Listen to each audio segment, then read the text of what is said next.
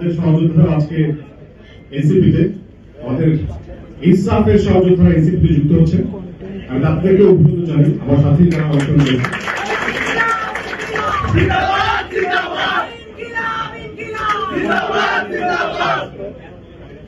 ধন্যবাদ।